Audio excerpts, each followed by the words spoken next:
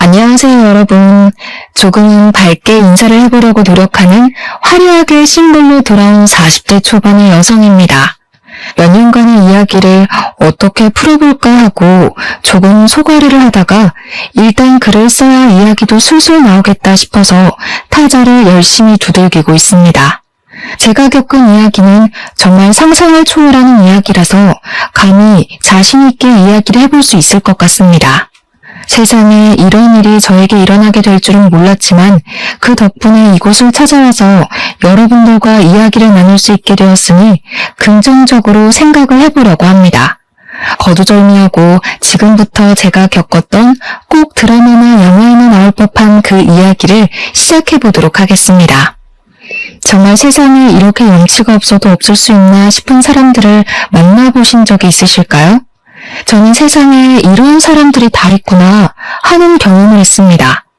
저희 아버지는 은행에서 정년을 보내신 분이시고 항상 청렴결백한 마음으로 일생을 보내셨던 분이셨습니다. 지점장까지 일을 하셨고 같이 일하는 직원분들에게 항상 윗물이 맑아야 아랫물이 맑다고 하시면서 누구보다 정의롭고 아랫사람들을 위해서 일을 하셨던 분이셨습니다. 그 덕에 저는 항상 아버지를 존경할 수 있었고 저에게도 늘 모범이 되어주시고 교훈이 되어주시는 교과서 같은 분이셨습니다. 저희 어머니께서는 평생을 전업주부로 살면서 아버지를 보필하고 자식들을 키우는 것을 제일 최우선으로 생각하시면서 보내셨던 분이셨습니다. 늘 따뜻한 밥 한 끼 먹는 것을 중요하게 생각하셨던 분이셨기 때문에 저는 집에서 보내는 시간이 가장 행복하고 즐거웠습니다. 부모님께서 저에게 사랑을 주신 만큼 저 또한 밝고 빛나는 사람으로 자랄 수 있었다고 생각합니다. 그렇게 유년 시절, 학창 시절을 보낸 뒤 저는 대학을 졸업하고 꽤 괜찮은 회사를 다니면서 여유를 즐기며 살고 있었는데 우연히 기회가 찾아오게 되었습니다. 급하게 회사 선배님께서 저에게 소개팅 자리가 갑자기 파투가 나게 생겼다면서 대신해서 자리를 나가줄 수 있겠냐고 물어보셨고 심심했던 저는 흔쾌히 나가겠다고 대답을 했습니다. 그 자리에서 저는 남편을 만나게 되었습니다. 저는 남편과 처음 소개팅을 하던 날을 아직도 기억하고 있습니다. 남편은 소개팅 당일 세심하게 코스를 짜왔는데 그 모습을 보고 괜찮은 사람이라고 느끼게 되었습니다. 제가 사실 결정하는데 어려움이 있는 남자들을 싫어하는 타입이라서 이 남자가 일일이 코스를 짜오고 두 번째, 세 번째 대안을 짜온 모습이 마음에 들었던 것이었습니다. 남자가 칼을 뽑았으면 무라도 썰어야 하지 않겠습니까? 박력 있게 자기가 원하는 바를 딱딱 말해주는 사람을 찾고 싶었던 저에게 남편은 아주 괜찮은 사람이었던 거죠. 저는 땜질로 나가게 된 소개팅 자리이긴 했지만 둘 다 나이가 어느 정도 있었기 때문에 결혼을 전제로 만나보기로 결정을 내리게 되었습니다. 물론 저도 남편의 인상이나 성격이 호감이었으니까 남편이 저에게 결혼을 전제로 한 연애를 들이밀었을 때 오케이를 한 것이겠죠. 저희는 그 이후에 8개월이라는 시간 동안 서로를 확인하고 사랑을 느끼게 되어 결혼식까지 순리대로 올리게 되었습니다.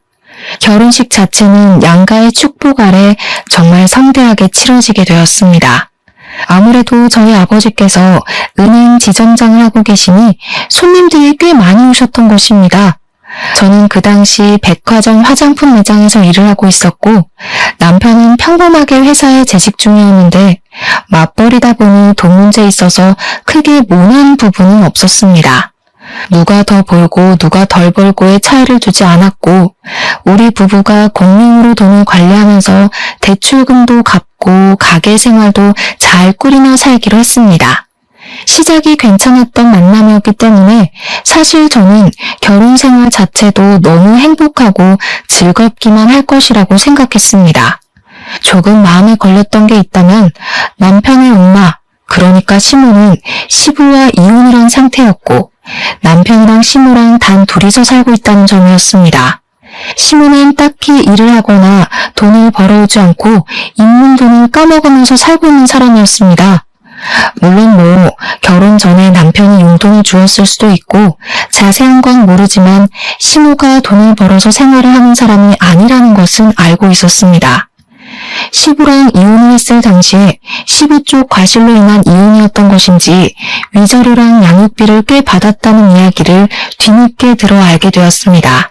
시모는 그 돈을 그저 까먹는 데만 쓰지 않고 주위 사람의 권유를 받아서 부동산에 투자를 했다고 하더라고요.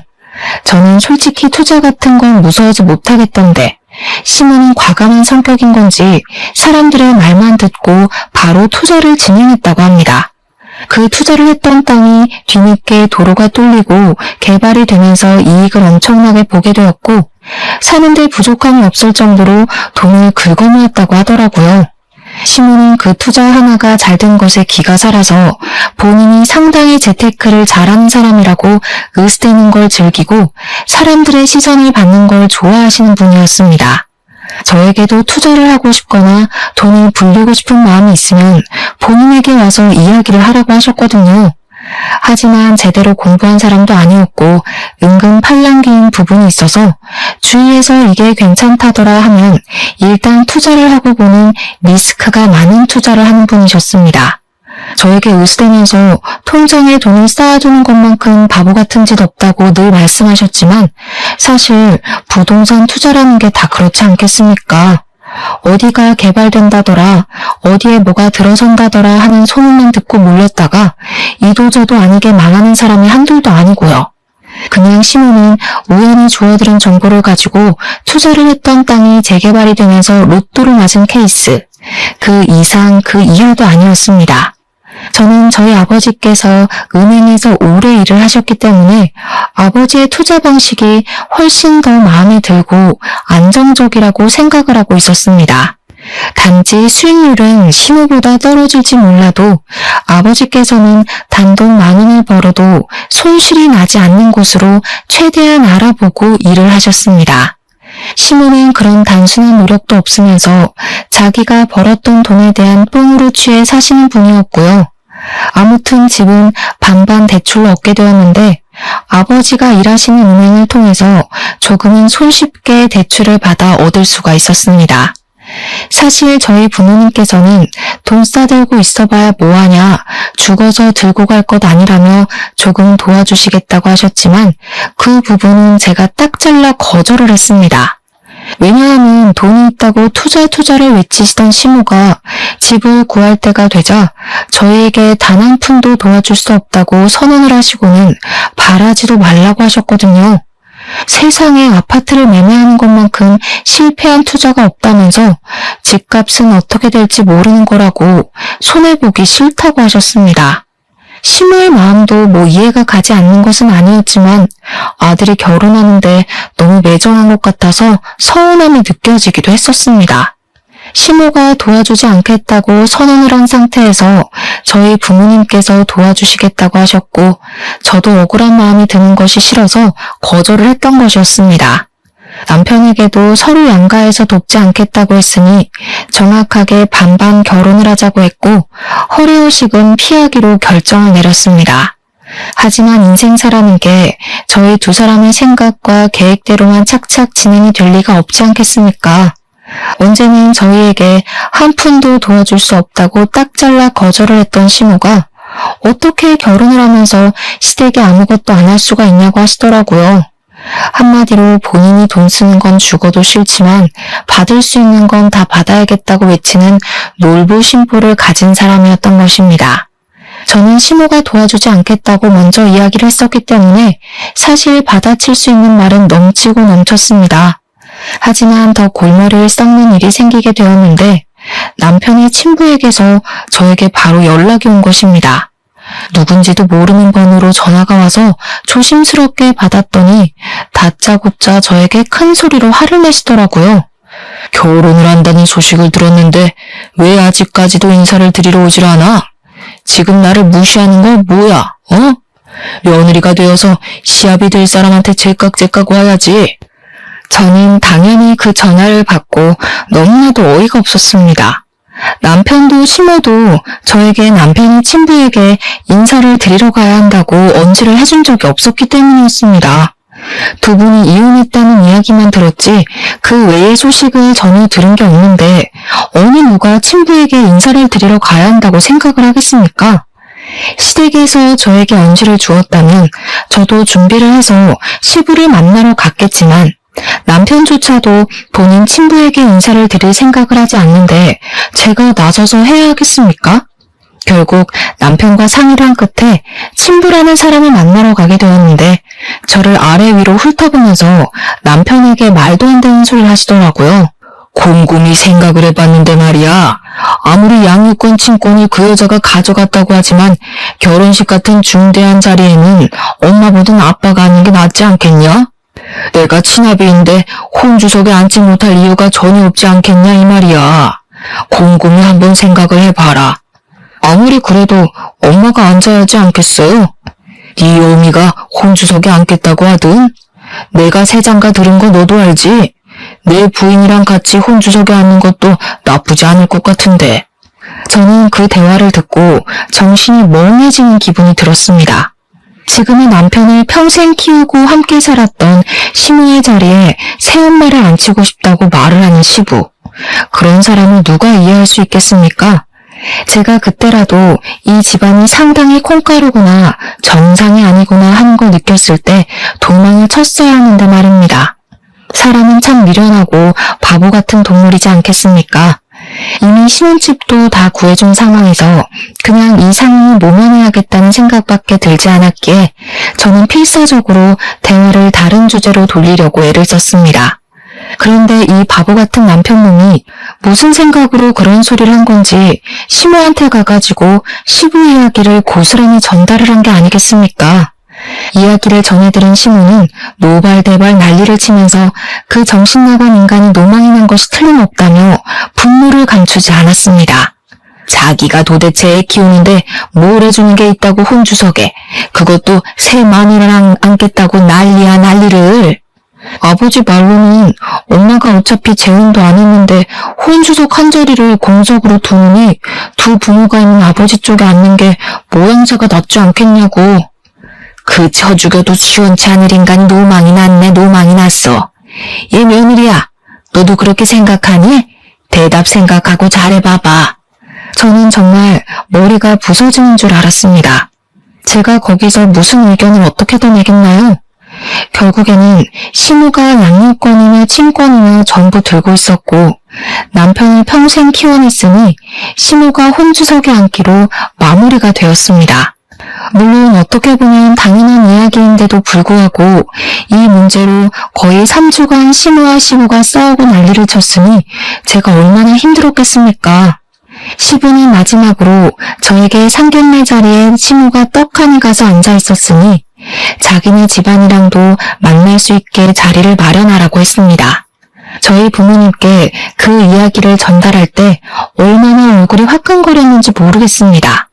결국 시부가 원했던 대로 결혼 전에 시부네 가족들과 함께 간단하게 언약식 비슷한 스몰 웨딩을 준비하기로 했습니다. 친구들 사이에서도 한동안 이슈였어요. 같은 남자랑 2번 결혼한 여자가 되어버린 거니까요. 부끄럽긴 했지만 그때까지만 해도 긍정적으로 생각을 하려 애를 썼습니다. 웨딩드레스도 2번이나 입어보고 아주 신선한 경험을 한다면서 정말 괜찮은 척, 즐기는 척 하는 척쟁이 생활을 하게 되었습니다. 저희 부모님께서 걱정하시는 만큼 제가 더 괜찮다는 모습을 보여드려야 할 것 같아서 말입니다. 하지만 이것들이 모조리 제 발목을 잡을 일이었다는 걸 그때는 왜 몰랐을까요?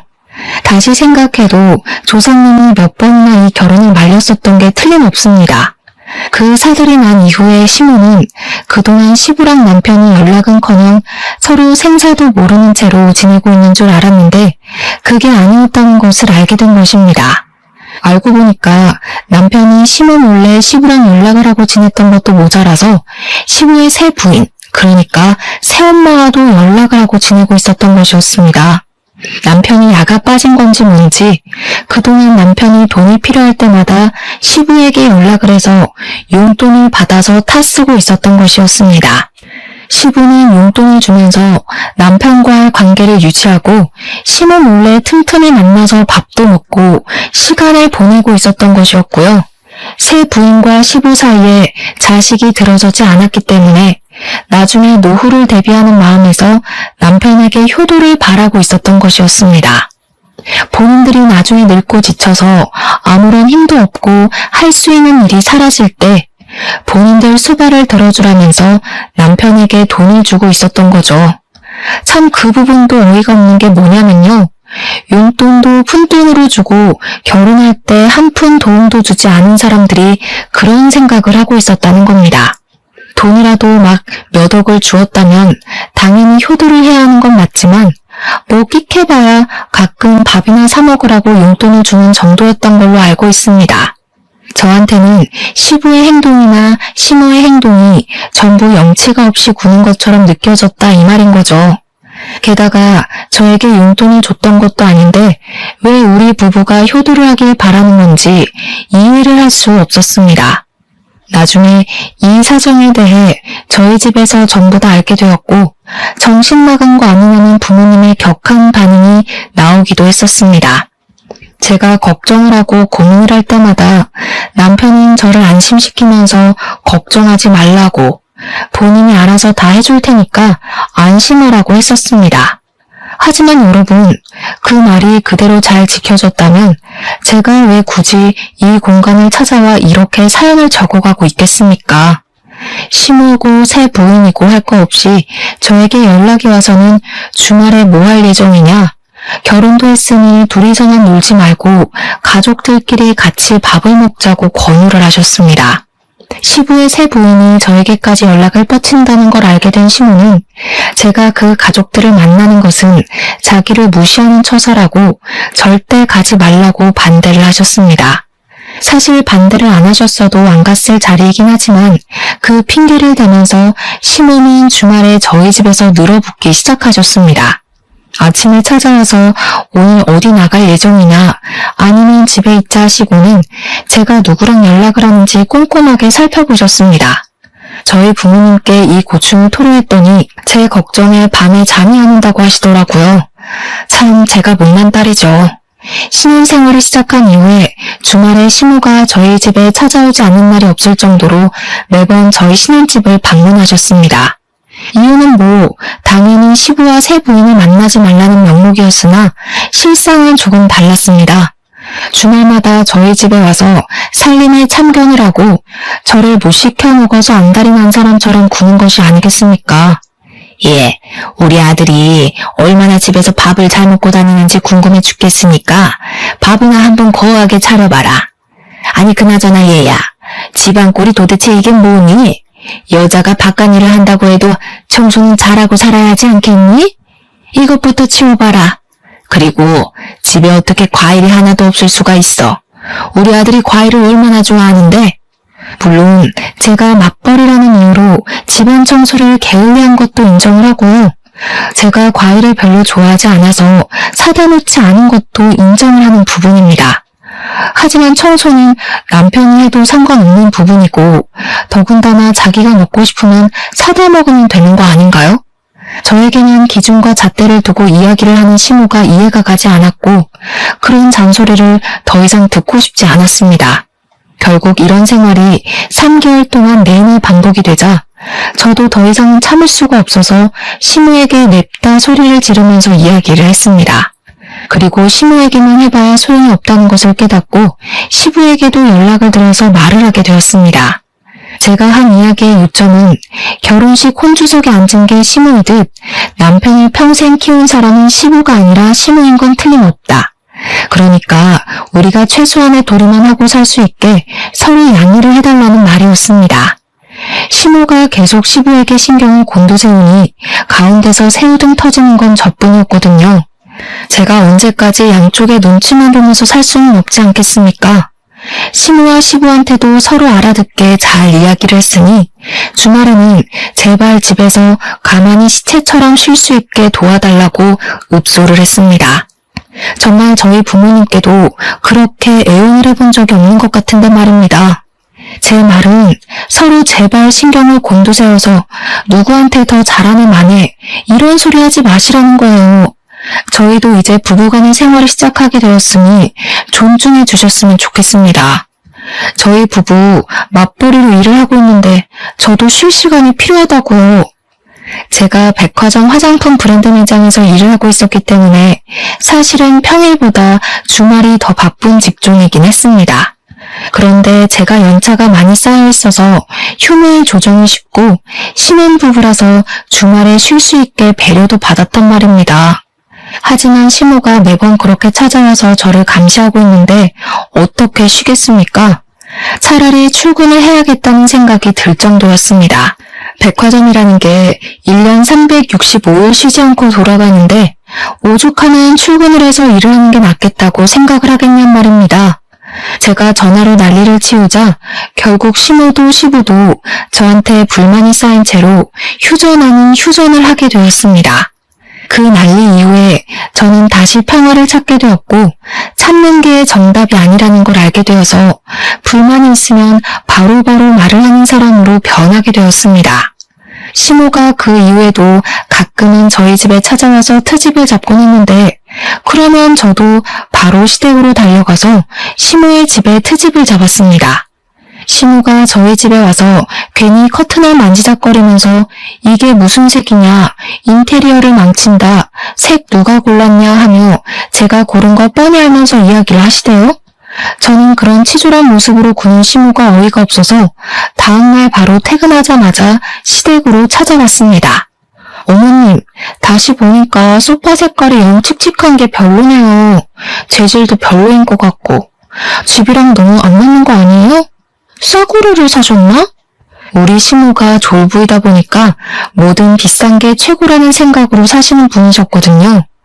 당연히 소파도 최고급 소파일 게 분명했지만 일부러 시모 들으라고 싸구려를 강조하면서 이야기를 했습니다. 시모가 가전으로 트집을 잡으면 저도 가서 일부러 독일제 주방기구를 보고 이거 중소기업 거냐고 깎아내리기도 했고요.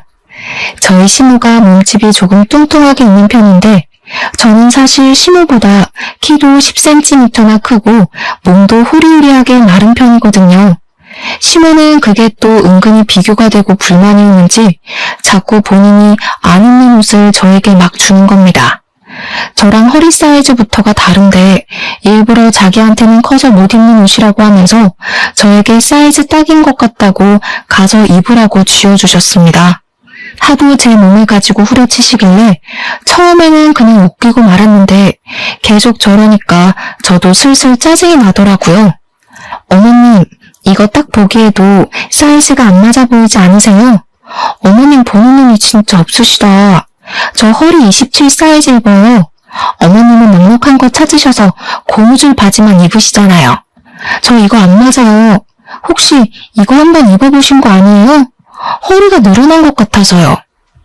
은근히 야들야들하게 굴면서 시모를 깎아내리니까 처음에는 시모도 발끈하면서 저한테 난리를 치더니 나중에 가서는 제가 별로다 하니 권하지 않으시더라고요. 저한테 타격을 주는 것보단 본인이 타격을 입는 게 더 많다고 생각이 들었는지 옷을 권하지 않으시는데 참 무슨 심보인지 이해가 가질 않았습니다. 그렇게 결혼 생활에 날을 세운 지도 2년이라는 시간이 지나가고 어느 날 친정아버지께서 정년퇴직을 하시게 되었습니다. 정년퇴직을 한 이후에는 퇴직금을 넉넉하게 받았기 때문에 그 돈을 어떻게 굴릴까 고민을 하시다가 친구분과 사업을 시작하셨습니다. 마스크 사업을 시작하시게 되었는데 그 이후에 전염병이 크게 돌면서 마스크 대란이 일어나게 되었던 것입니다. 아버지의 사업은 갑자기 급성장을 하게 되고 공장을 24시간 돌리면서 뽑아낸 마스크들은 불티나게 팔리기 시작했습니다.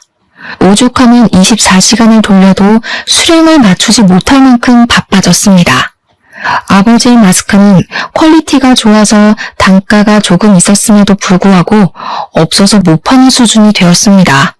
친정은 순식간에 떼부자가 되었고 아버지는 이 대란이 얼마나 가게 될지 모른다며 투자를 하기 시작하셨습니다. 이리저리 발로 뛰어 알아보신 결과 마스크 사업으로는 부족할 수 있다면서 원단 사업까지 손을 대셨습니다. 마스크에 들어가는 필터와 직결된 의료 원단 같은 사업이었는데 신소재 사업이었기 때문에 아버지가 보시기에는 미래가 밝다고 생각을 하신 것입니다. 나쁘지 않은 투자임이 틀림없다고 확신을 가지고 투자를 진행하시니까 저는 아버지 걱정을 전혀 하지 않았습니다. 문제가 살짝 있었다면 아버지의 사업이 잘 된 이후에 남편이 갑자기 생전하지 않던 사업 타령을 하기 시작했던 것이었습니다. 자기도 사업을 하고 싶다면서 저에게 좋은 아이템이 없냐고 매일같이 물어보는 게 아니겠습니까? 저는 솔직히 당황스러웠습니다. 자기 사업 아이템의 구성조차 못하는 사람이 갑자기 무슨 사업을 하겠다고 타령을 하는지 말입니다. 제가 남편에게 사업이라는 것이 그렇게 쉬운 일이 아니다, 잘 되기도 어렵다 하면서 생각을 접고 회사나 잘 다니라고 충고를 했습니다. 아버지의 마스크 공장은 쉴 틈 없이 잘 돌아갔고 수입해온 의료 원단들도 각종 회사에 팔려나가기 시작했습니다. 마스크뿐만 아니라 아이들 의복에도 들어가기 시작했고 아버지는 점점 은행에 다니던 시절보다 더 바쁘게 움직이셔야만 했습니다. 아버지의 사업이 잘 되면 잘 될수록 남편은 자기도 잘할 수 있을 것 같다며 이유도 모를 자신감에 휩싸이기 시작했습니다. 그러더니 우리 아버지를 찾아가서는 부자재 사업이 하고 싶다는 식으로 말을 했다고 하더라고요. 아버지께서는 그쪽 일은 잘 모른다고 하시면서 부자재는 박리담이 아니냐, 초기 투자 비용도 만만치 않다고 말씀을 하셨답니다.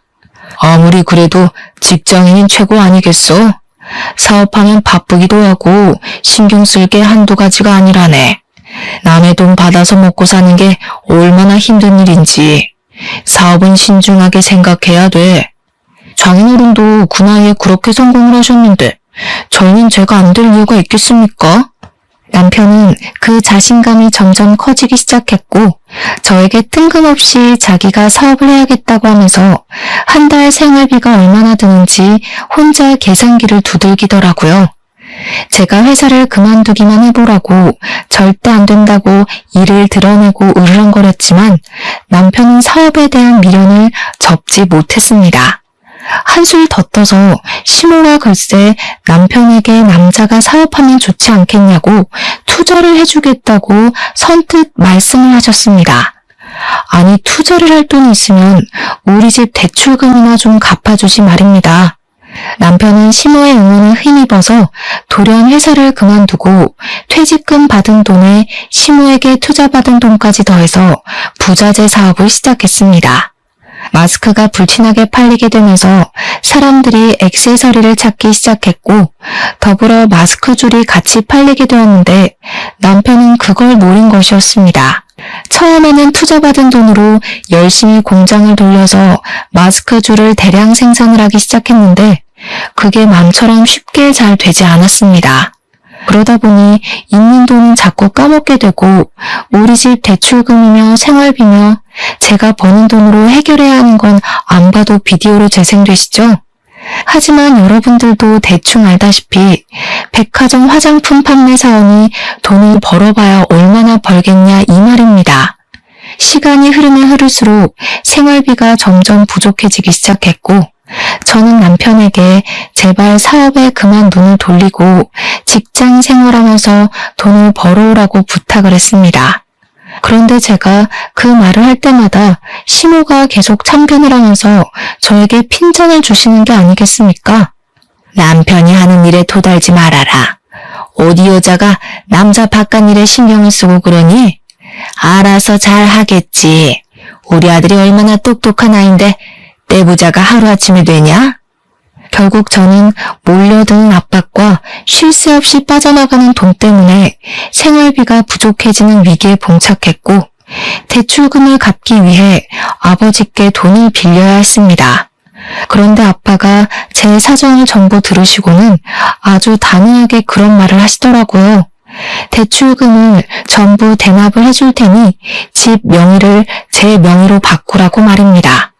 남편과 상의를 해보고 진행을 해야 할 것 같아서 집에 돌아와서 아버지가 저에게 해준 말씀을 전달을 했더니 남편의 표정이 오묘하더라고요.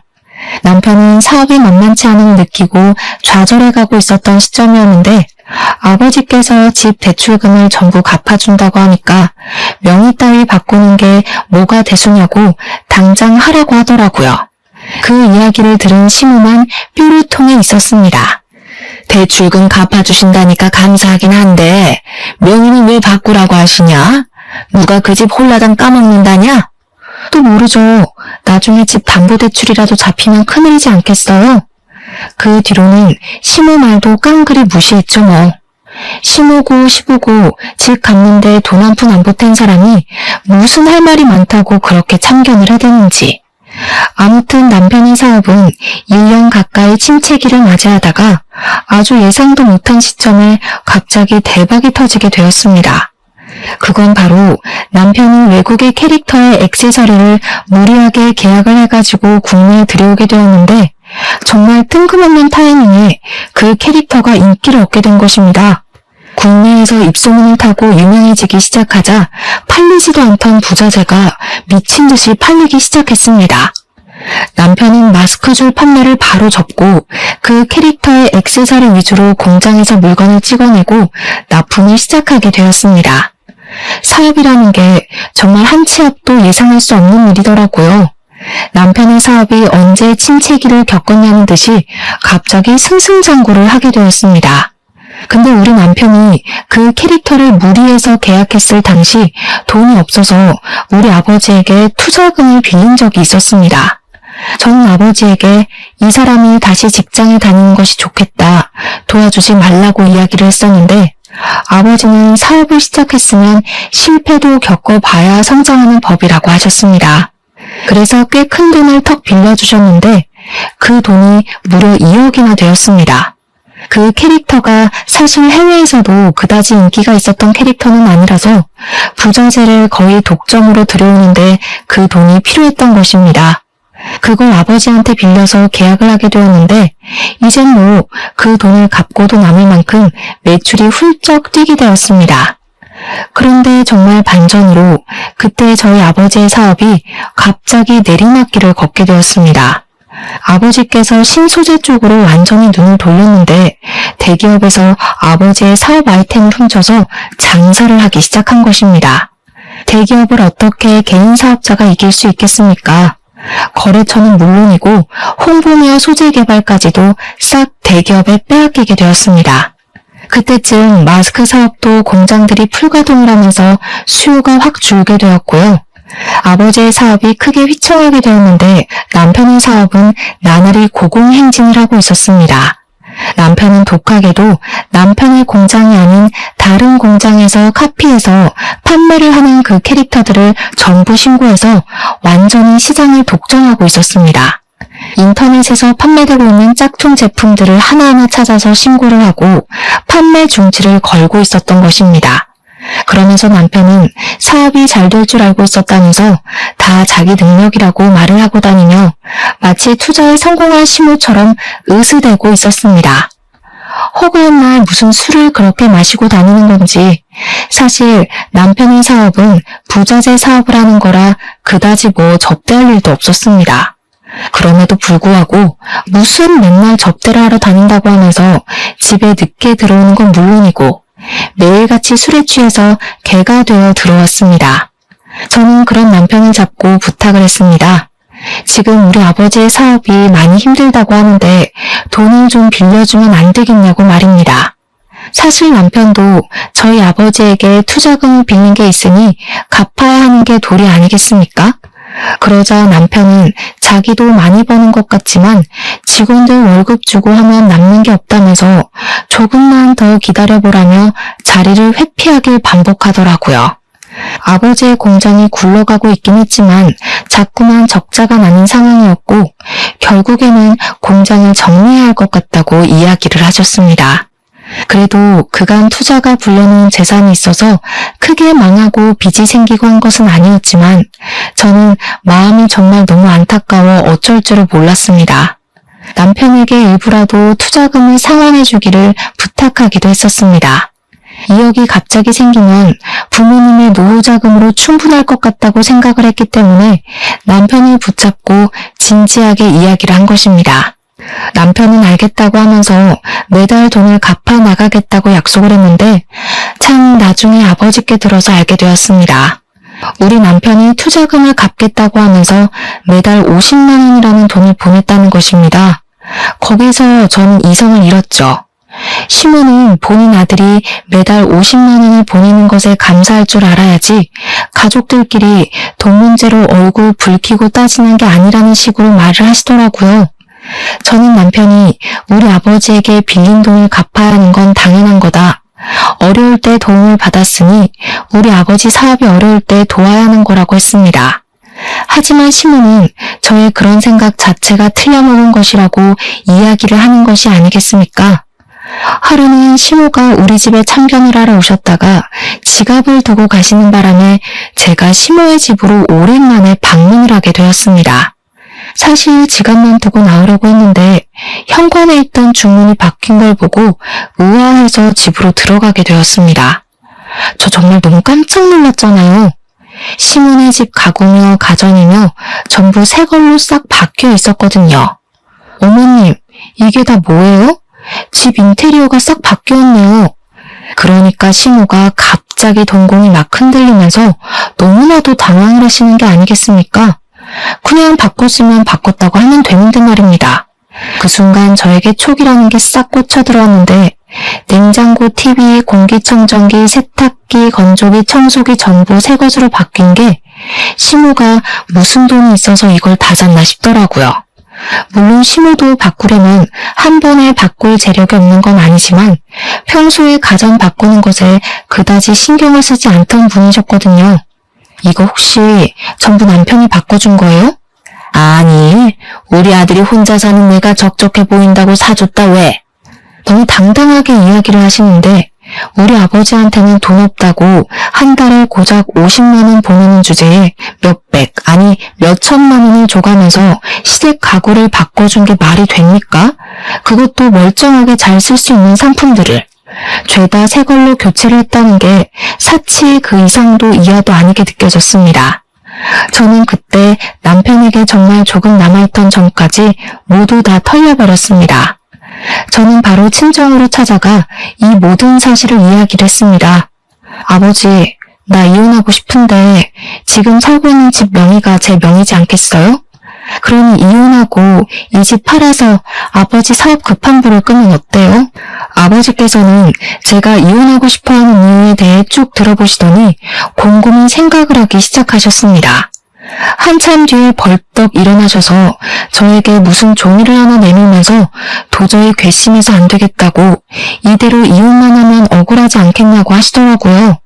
그 종이를 읽어보니까 변호사 공증까지 받은 차용증이 아니겠습니까? 자세한 내용에는 남편에게 빌려주었던 돈에 대한 차용증과 그 투자금을 갚지 못할 경우 남편이 회사에 지분을 행사할 수 있다는 공증이 적혀 있었습니다. 애초에 사업을 허투루 하지 않으시는 아버지의 성격이 고스란히 묻어나는 대목이기도 했습니다. 어떤 경우가 올지 몰라서 미리 그 지분에 대한 영향력을 행사하겠다고 변호사 공증을 받아놓으셨고 사업을 처음 시작한 남편은 뭣도 모르고 도장을 찍은 겁니다.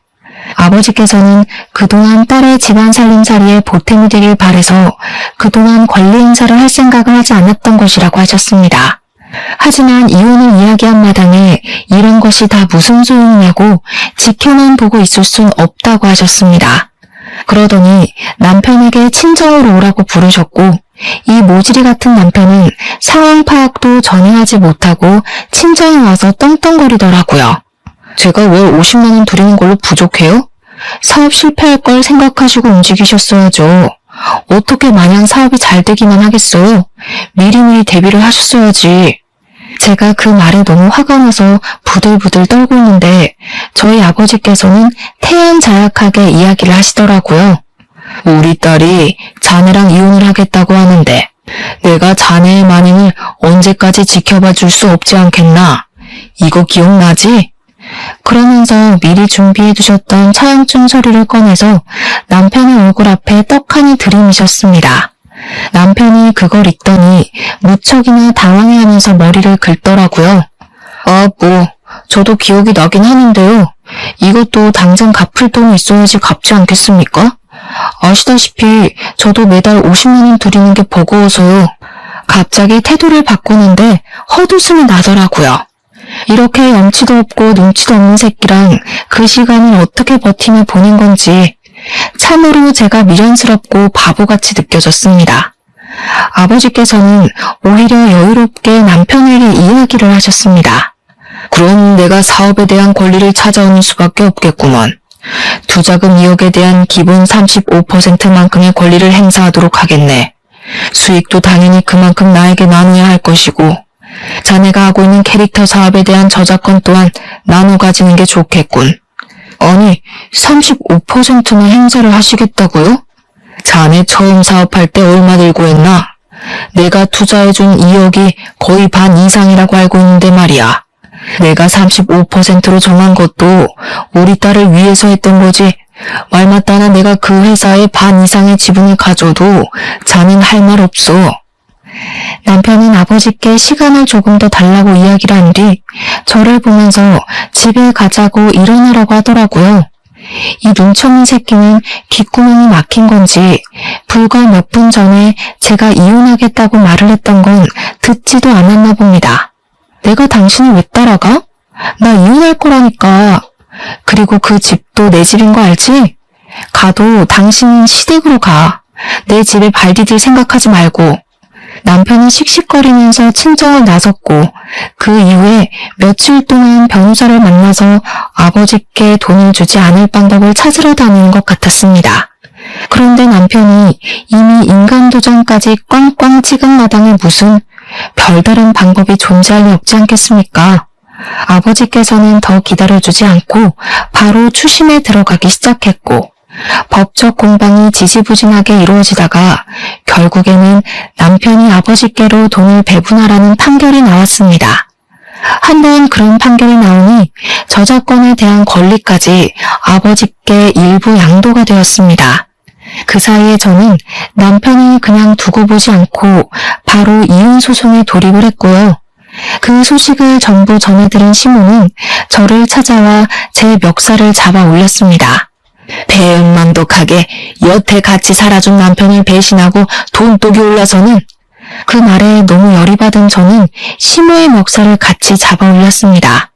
제가 그렇게 힘이 셀 거라고 예상을 못한 건지 시모는 놀라서 어쩔 줄 몰라 하더라고요. 지금 누가 누구 보고 배은망덕을 입에 올리는 겁니까? 투자금 받을 때는 세상 효자인 척하면서 평생 효도하겠다고 하더니 월에 50만 원을 줘요? 꼴랑! 시몬의 집에 있는 가정가구들은 몇 천만 원 주고 싹 바꿔주면서 돈 없다고 난리를 피우는 게 효도입니까? 그러면서 멱살을 잡고 흔드는데 제가 시모보다 좋기 10cm는 더 크니 시모가 바람에 부는 갈대처럼 흔들리더라고요. 결국 그날 시모는 본전도 못 찾고 돌아가고 남편은 저희 아버지께 수익 배분을 시작했으며 아버지는 그 캐릭터에 대한 사용권을 인정받았습니다. 남편 보란듯이 마스크며 뭐며 그 캐릭터들을 죄다 찍어내기 시작했습니다. 거기다가 일부러 다른 업체들이 사용할 수 있도록 저작권의 다중계약을 찍어내기 시작했습니다. 당연히 아버지께서도 지분을 인정받았기에 법적으로 아무런 문제가 되지 않더라고요. 당연히 이쪽 저쪽 업체마다 아버지께 연락이 와서 캐릭터의 사용권에 대한 계약을 하기 시작했고 시장에 별로 풀리지 않았던 상품들이 마구잡이로 쏟아지기 시작했습니다. 공급되는 양이 늘어나니까 당연히 남편의 사업권 또한 똥값이 되었습니다. 아버지께서는 그 틈에 사업을 전부 정리하셨고 저 또한 값이 오른 신혼집을 팔아서 정리하고 친정으로 들어왔습니다. 전부 다 정리를 마치고 나니까 직원들 퇴직금을 전부 정산해주고도 넉넉하게 먹고 살 만큼의 돈이 남더라고요. 남편은 그 이후에 점점 입지가 좁아지기 시작했고 캐릭터 사업으로 인해 갑질을 했던 부분으로 인해 사업에 차질이 생겼습니다. 남편의 사업이 빚더미에 앉자 시모가 땅 투기를 해서 벌어두었던 돈까지 모두 날렸다고 하더라고요. 시부는 당연히 손댔고요. 사람의 은혜를 받았으면 당연히 베풀 줄도 알아야 하는 것 아니겠습니까? 염치도 없는 인간들이 제대로 벌받은 거죠. 개구리 올챙이적 시절 기억 못한다고 남편과 시모가 결국 이사달이 나서 쫄딱 망할 줄 알았습니다. 제 속이 시원해지고 나니까 이렇게 속풀이 사연도 올려볼 수 있게 되었네요. 모쪼록 평안한 하루 보내시고 받은 게 있으면 그만큼 베풀 줄도 아는 여러분이 되길 바라면서 이만 글을 줄이겠습니다.